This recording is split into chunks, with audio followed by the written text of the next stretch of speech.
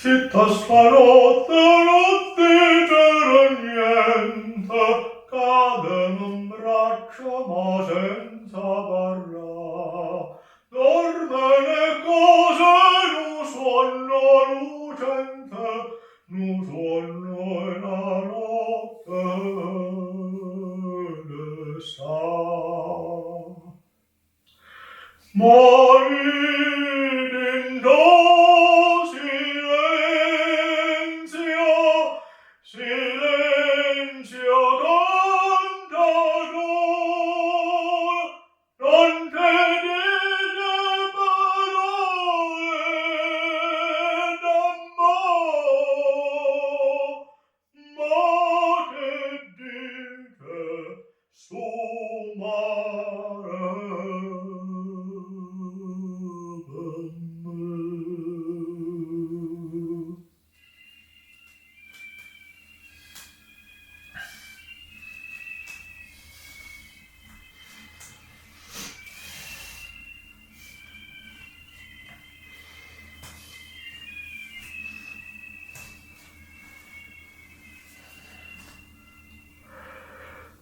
Dimma stanotte se tutta la via, l'occhio dai bella ma dicono sì. Ma questa luna nessuna bugia, sta bocca bugiarda di. Morir in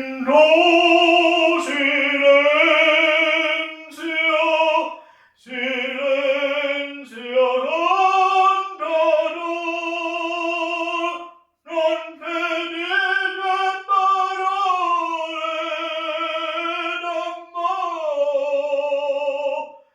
ma te dice sto mare.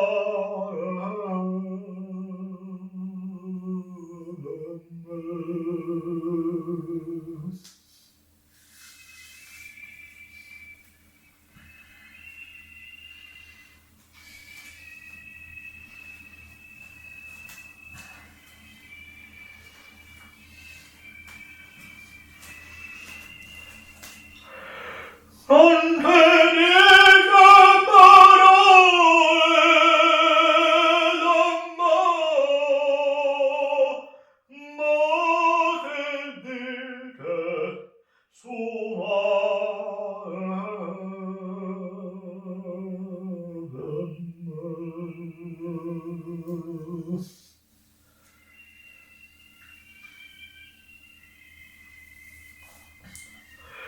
Silenzio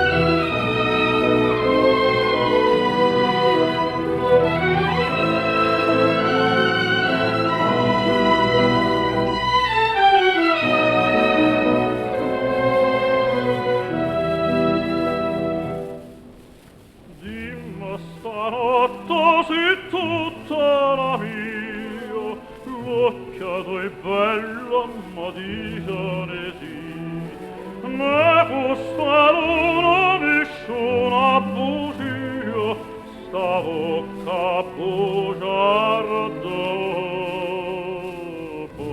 te. Ma dire in to silenzia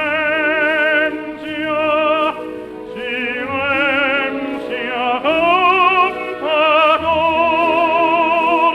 mentre dire parole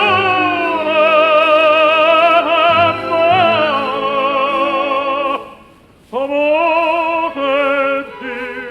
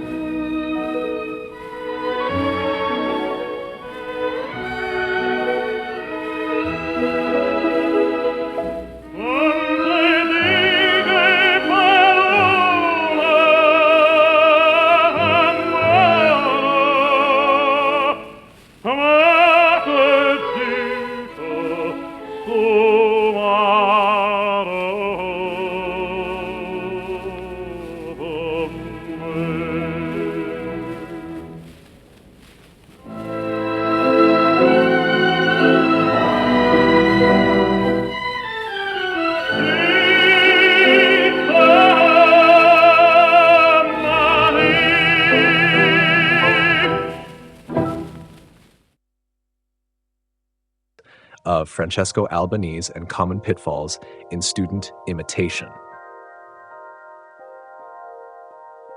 As a vocal instructor with many years of teaching experience, I have always paid close attention to the vocal production methods of various tenors. Recently, I conducted an in-depth study of Francesco Albanese's vocal technique. In light of this, and based on observations of my students' attempts to imitate him, I have arrived at a number of thoughts and reflections. Here, I would like to share my understanding of his vocal characteristics, the issues that arose during student imitation, and the pedagogical adjustments I believe should be made.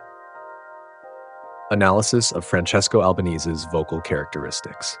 1. Low vocal placement, focused below the larynx. In my view, Albanese anchors his vocal effort just below the larynx, in the upper chest area near the lower sternum. This placement gives his sound a grounded and resonant quality. He is particularly effective in performing lyrical, slow-tempo, emotionally rich repertoire, as his vocal placement allows for stability and a natural flow of emotion. 2. Limited breath support compared to other tenors.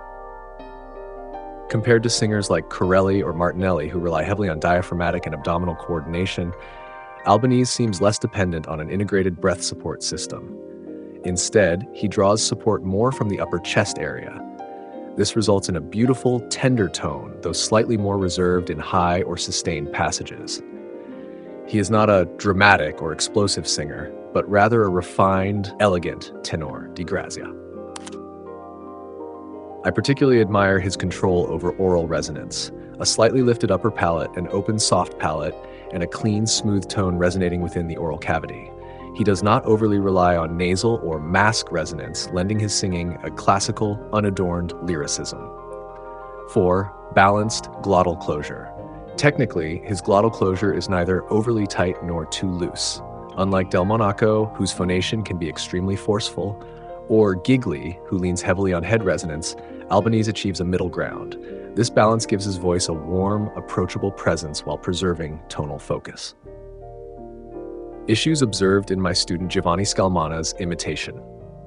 Recently, my student Giovanni Scalmana attempted to imitate Albanese. However, I quickly noticed that his imitation focused only on surface-level tone, rather than the underlying technique. Here are the key issues I observed. 1. Vocal placement too high, concentrated in the throat and mask area. Scalmana's tone production occurs in the area just beneath the soft palate and within the nasal oropharyngeal junction, leading to a strained, pushed sensation. His sound became thin and fatigued, clearly lacking proper support. This reflects a common misconception, mistaking tenderness for weakness and the mask for genuine resonance. 2. Excessive throat tension. His larynx was visibly tight, and in the upper middle range his voice would jam rather than flow freely. He was clearly pushing the sound out of his throat rather than allowing it to float, a counterproductive and vocally harmful habit. 3. Shallow breathing and lack of support. His inhalation was too shallow, limited to the upper chest. The diaphragm was barely engaged, and abdominal and lateral expansion were absent. Without the sensation of breath rising from the lower abdomen and supporting the vocal fold vibration, his tone relied solely on throat pressure, which naturally led to vocal fatigue. Why imitating Albanese often goes astray. This is a point I particularly want to emphasize. Albanese's voice sounds tender and subtle, as if effortlessly beautiful. But I believe this is only possible because of his solid diaphragmatic control, clear chest resonance anchoring, and precise airflow regulation. When students merely imitate the sound by ear without understanding the physiological mechanisms and technical principles behind it, they are prone to the following mistakes. Placing the sound in the pharynx or nasal area, creating a false mask. Resonance becoming unstable due to lack of breath support, mistaking gentleness for weakness. My pedagogical corrections and adjustments.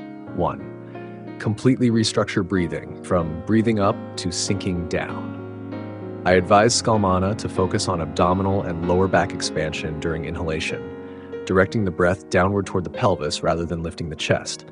After inhaling, I ask him to pause for 1 second before phonation, avoiding a rushed onset. 2. Train chest resonance and the sensation of anchoring down. I guide him through humming exercises, to feel vibrations in the upper sternum.